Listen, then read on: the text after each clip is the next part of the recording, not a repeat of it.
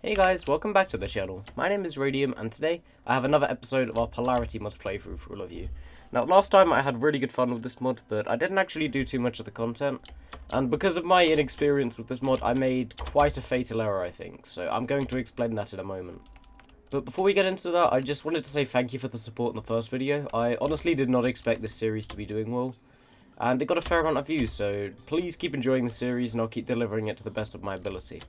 Anyways, so as I mentioned in the first episode, I have done zero research on this mod, as to save myself from spoilers.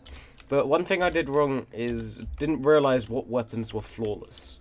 Apparently, there are only a couple more flawless weapons, and there are only mechanical bosses on one boss that drop items before the Lunatic Cultist in hard mode, which is going to make this challenge really difficult, and if it's a bad weapon, then I'm pretty much screwed. But we're going to continue with the challenge. If I get stuck, then I might have to bend the rules slightly, but I'll figure that out shortly. Anyways, last time we managed to defeat the King Slime, the Eye of Cthulhu, and Skeletron, which was a pretty good success, but I want to start off by trying to defeat the Brain of Cthulhu today.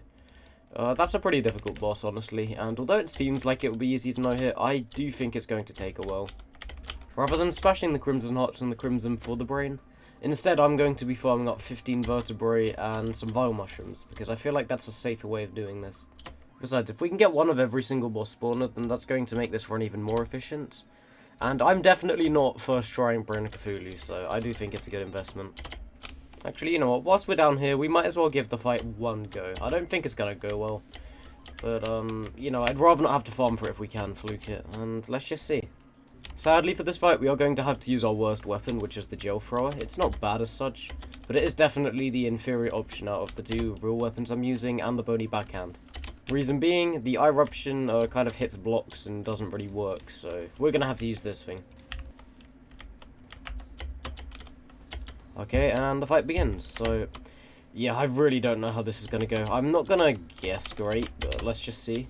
It does not matter if we get hit, because we don't need to no-hit the boss to win, unlike Armageddon, or another no-hit kind of playthrough. This is literally just doing the fight and hoping that we don't take damage.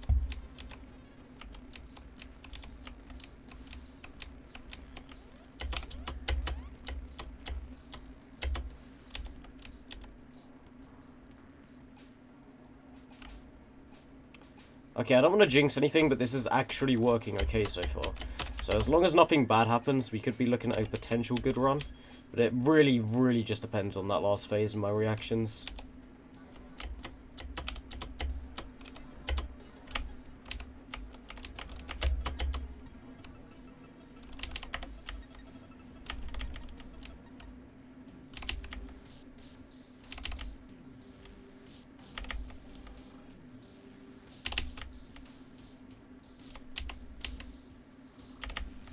And we did it. Okay, I'm a genius. Well, that was first try, and we get a melee weapon for it. Cool. I don't know how helpful this thing is going to be, but I'll take it, and that's the fight done. Okay, from here on, now we need to do the joyous task of going to another world and fighting the Eater of Worlds, which is going to be slightly more annoying, I think, but we'll see. Actually, let's test our new toy out quickly. So, when you hit an enemy, the weapon releases new neurons, which is actually kind of good. But the issue is it's also very inaccurate, and they do despawn after a while by the looks of things. So I don't think this is going to be a viable weapon as such. Oh, apparently a goblin army is approaching in the world that isn't mine, which is fun. That's kind of annoying actually, because I want a goblin army in my real world. But sadly we're just going to have to play on. Anyways, let's give this an actual attempt now. Let's see if this can do anything. And for this fight I'm going to be maining this weapon, although I don't know how great it's going to be. Yeah, we'll see. So, I made a fun discovery that, one, I got hit a lot because this fight's annoying, and two, this weapon is not really optimal for this fight because of how many segments it is, and it only has like 2 or 3 pierce. So, this is going to take a very long time to beat.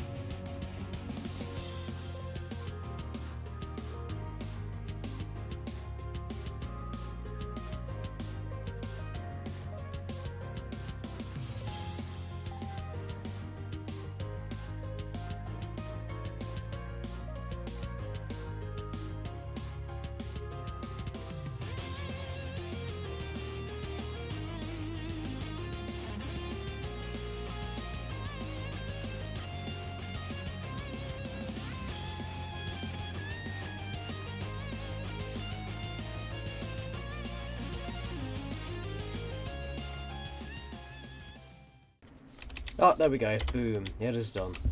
I had about 5 runs ended by blue slime spawning, which was really fun. But we have the weapon, the consumption cannon, and hopefully this thing's pretty good. Let's see. Whoa, okay, so it's a magic weapon that spews worms. That seems very, very good, actually. You know what, I'll keep the Neural Basher, but that does seem much better than that, if that makes sense. So, let's see.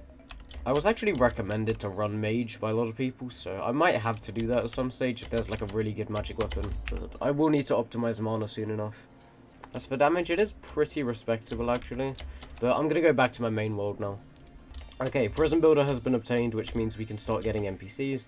I know they're ugly as hell, but because this is my own playthrough of no one else, I'm fine with being ugly. And there we go, Goblin Army. So, I guess we'll just wait for that, find the Tinkerer, and then actually be able to make progress. But I still need a lot of items before I can fight some more bosses. Oh wait, one thing I can do actually is craft myself up a Deathbringer pickaxe. I'm not going to be making myself any other armor sets, in case you are curious, because I can. But no more armor until hard mode, and I'll explain that once we get to the mechanical bosses. Alright, time for the Goblin Army, I guess. This is going to be a not great event, honestly, because it's kind of boring, but let's just kill everything and hopefully get it done quite quickly. Oh, and I think I found a use for the Neural Basher. It seems to be very good against invasions, but honestly, apart from that, it's not that spectacular. Okay, so honestly, I'd like to go straight to Queen Bee at this stage. But I do think I need a mobility upgrade, so what I'm going to do is loot the ice cavern. And hopefully we can get, you know, a blizzard in a bottle, some flurry boots, and just anything else that's kicking about in the underground ice. It's honestly bizarre that the gel thrower is still by far my best weapon. But I'm not going to question it too much, as it is doing great for me right now. And it'll help us loot this biome really quickly. Okay, in this chest, hey, we got the blizzard already. Nice. Again, triple jump is really nice to have, but we do need speed boots now because we're pretty slow in terms of horizontal movement. Okay, ice chest number 2 yields us nothing good. Yay.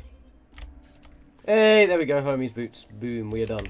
As long as I don't die to this cave bat. But yeah, this is actually looking good now, finally.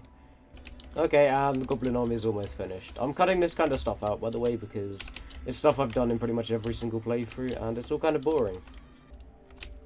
Ah, Star Fury, goddammit. That's kind of useless.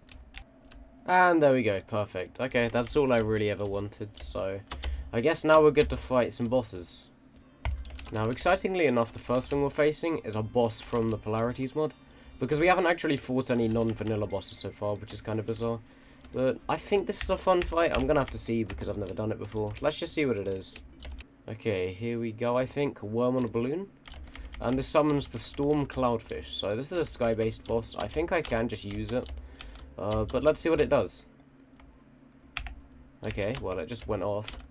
And, oh god, there is a boss. Okay. I've never done this before, so this might be bad, but let's see. And I'm going to use the Eye of Cthulhu weapon for this fight. And, ooh, this is cool. Okay, I really don't know what to expect, and this is kind of scary, but let's see. Okay, the attacks are basic for now. But I reckon it is once again the gel thrower I'm going to have to stick to, because it's just the easiest to use. Okay, so I really don't know what these attacks are yet. It's going to take a while for me to learn, even if I was good at this fight. And it might take a couple of attempts still, but one thing about this battle that's kind of annoying is that I have to craft a spawner every single time I want to do it, regardless of that, because it uses the spawner in a different way. It is interesting though. Ah, we took damage, god damn it. Okay, well, not a bad first attempt.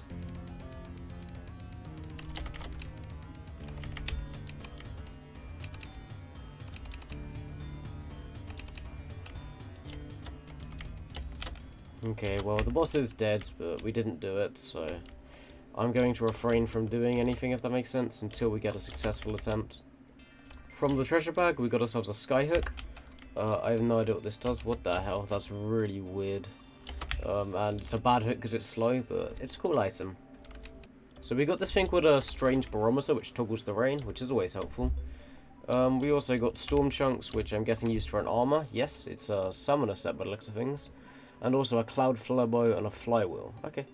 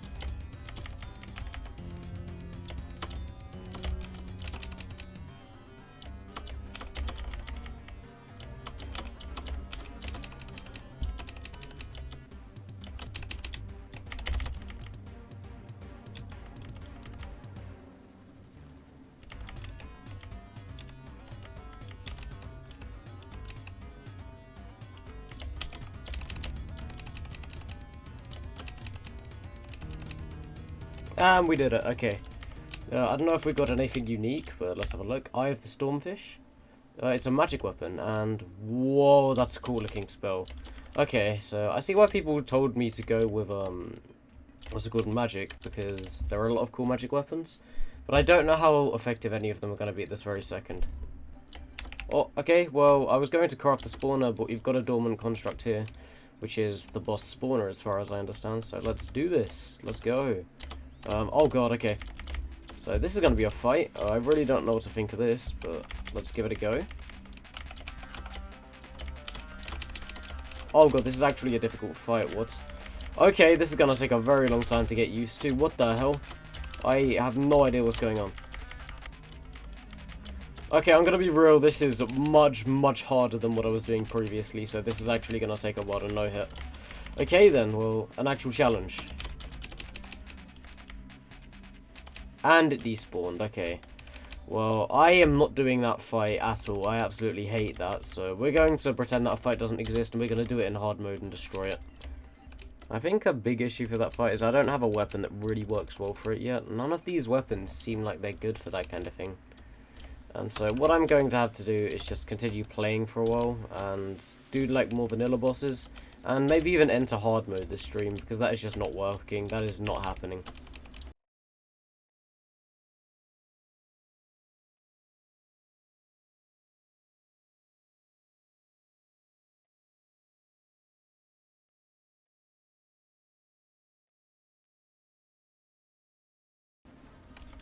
Okay, I've been exploring with Queen Bee for a little bit. This thing seems to be okay, but it's really hard to use effectively, so that's not going to be a weapon. Like, genuinely it's annoying because the gel thrower is still my best weapon and I hate using it. And all of these weapons, although they're like cool and they're gimmicks I suppose, they're all pretty bad weapons so far. Honestly, this may sound dumb, but I think the only possible way I'm going to do well is obtaining a hard mode weapon, and there's only one enemy as far as I understand that drops one, and it's a modded boss, so this is going to be a very bizarre episode from here on out, but it's something I want to do as a skip, and I'm interested in it, so I'm going to see how it goes, and yeah, just give me a moment guys.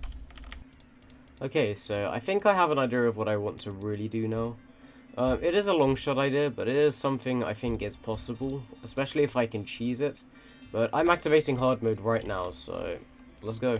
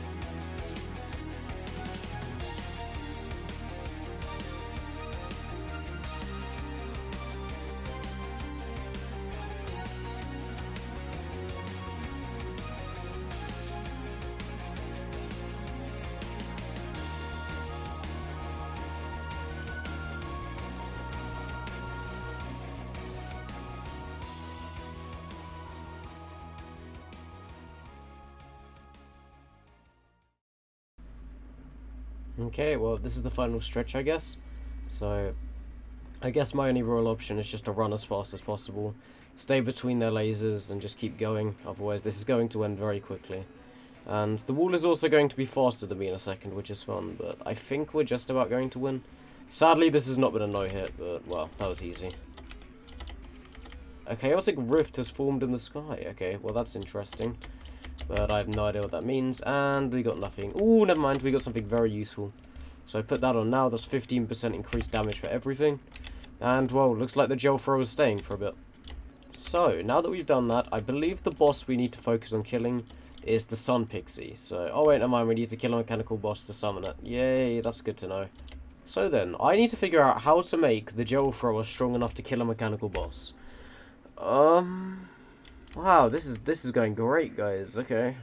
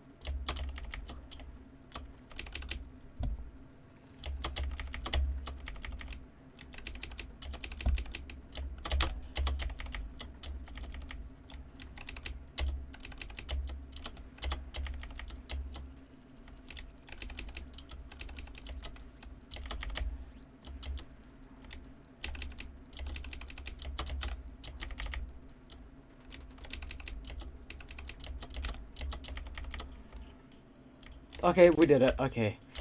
Oh my god, this fight took so much longer than it should have, but we have done it. Royal Orb, and it summons something that I can't see. Let's go. Oh wait, this weapon is useless because you need to be summoning it for it to work. And it doesn't even seem to want to attack right now, which is great, so thanks for nothing. I'm gonna be honest, this playthrough is not going great. I really don't know what to do now, because kind of in a rough position. But, I mean, I guess let's try and defeat a mechanical boss with the gel thrower. Okay, so I had a couple of days to reflect on the footage because I needed a break. And I decided that I'm moving way too quickly for no reason, so we're going to kind of chill out for a bit.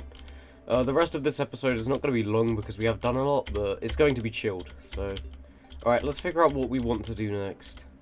First and foremost, I guess it would make sense trying to smash some Crimson Altars, so we can get ourselves the hard mode Altars, and potentially grind our way up all the way to Adamantite. Because I'm not really too fussed about the armor rule anymore, I'm literally just interested in weapons. Oh, by the way, I forgot to make myself a pickaxe, so we're going to need to grab some Hellstone. But it looks like we've got Palladium, Orichalcum, and something else, which I'm going to check quickly. Wow, a Dark Shard, Jesus, and Adamantite. Okay, that's not bad because I want to go for Frost Armor, and the Shadow Dodge doesn't mean that much to me. To be honest, because of how many damage increases I have, the Gel Thrower is actually a viable weapon in hard mode. Which is really nice to see, but I probably shouldn't use it for too much longer anyways. Anyways, I have come across a dilemma recently that might be a bad thing. In this mod, apparently there are only the flawless weapons developed up until a certain point, so for most of the game from one point soon, we're not going to be able to get a weapon upgrade, which is going to be really bad for us, and I don't know how that's going to go. But I guess we'll just have to improvise, maybe get some ridiculous like armor and accessories to compensate, and then just play the game from there. Okay, this should be a really easy progress because I can just vein mine Hellstone, and I only need 60 of it even if I die from the lava. God, it feels nice to actually relax while playing the game. This last episode has been so stressful to record, and this is like the tranquility or the calm before the storm, I guess you could call it, because the chaos is going to continue the second I try and make progress. Alright, here we go. Palladium bars, boom. And now the pickaxe. Okay, the Auric Alchem was actually really easy to gather, so 145.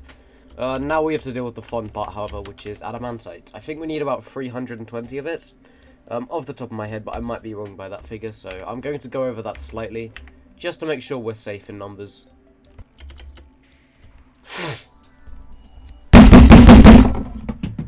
Okay, time to make the adamantite anvil, or adamantite forge, sorry. And there we go. So this will allow us to craft the bars up, and I don't know how many we need for the frost armor, but I think we're close. So we need 46 and 3 frost cores. So I guess I'll start farming the cores now. Okay, I think we got our first one, and we just got a frost core. Nice. Alright, Ice Golem 2 is about to crumble now. Let's see if he gives us anything worth our time. And nope. Okay, well he does give us the frost core, which is nice, but I really want the ice feather. Alright, come on. I'd rather not have to kill any more ice golems, so please just give me the dawn feather. I'd really appreciate it. Come on. And yes! Okay, finally. So that's technically speaking our first good stroke of luck in a very, very long time. But, I mean, we got it. It just took stupidly long. Alright, there we go. So, frost leggings, frost breastplate, and frost helmet. Boom. Equip this armor, we got to 29 damage instead of 26. We also gain frostburn, and I mean, it's a very good set of armor. Yeah, the main selling point is still frostburn, 100%. But now we need to farm wyverns so we can get the frozen wings. Okay, there we go. First set of souls of light. We only need one more wyvern kill now, which is nice. And frozen wing. That's a boulder. I mean, frozen wings and no reforge. That's okay. I guess I'll just take off the cloud in the bottle now because I don't really want it, and I do want the frog legs, so I'm gonna see if I can buy that from the Tinkerer quickly. Yes I can. Perfect. So, you know what, I might as well buy it now. Okay then, guess there's no time like the present to give this a go. I don't like doing Destroyer first, but we are going to give it a try, and let's just see. So, the gameplay here is very sped up, and that is for a good reason. I am post-commentating Radium, and the reason behind that is the fact that this fight took 7 minutes to beat. At least the gameplay you're seeing now, which is condensed into 40 seconds. And overall the fight ran into another night, so I'm not very proud of this victory at all. I had to use the nurse, the NPCs helped a great deal because I couldn't do the damage with the gel thrower. And I heavily underestimated the power of the destroyer. It's way too strong for this gear. And honestly, I doubt my ability to beat the Sun Pixie right now. So that's a fight that's going to take some ridiculous reforging and preparation, but honestly, I'm not very confident, and I'm very sorry if you don't think this kind of fight is legit. I would very much not like to have to use this as well, but I need hallowed bars for the Sun Pixie spawner, which is why I've done this.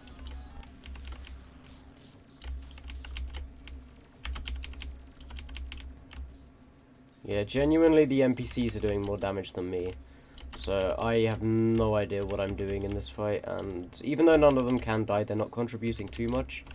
But it's still annoying, and I'm so sorry about how bad this fight is.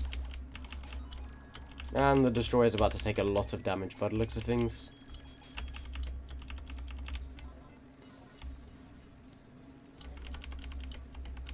Alright, he's almost dead now, but mainly because of the NPCs, and there we go. I am so ashamed of that fight, that is unreal, but I guess we're just gonna stick with it because we did do it, technically speaking. And there's a blood moon. So, we're going to pretend that fight never happened, but we do have the hallowed bars now, which means we can summon the Sun Pixie, which is the next boss we're doing. Okay, I think we have the facilities to craft it, but I am kind of nervous that we won't be able to really try against this boss, because it might be an item that just goes up in the sky to summon. So, here it is.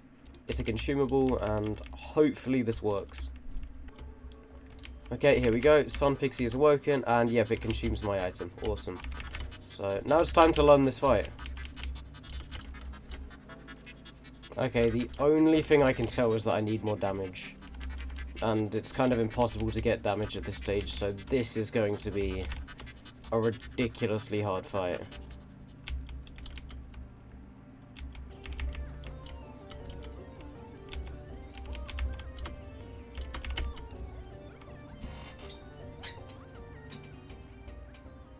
Okay, I cannot be bothered to fight that stupid boss, so I'm going to leave this episode here. Thanks so much for watching, guys, and yeah, I'll see you all in the next one.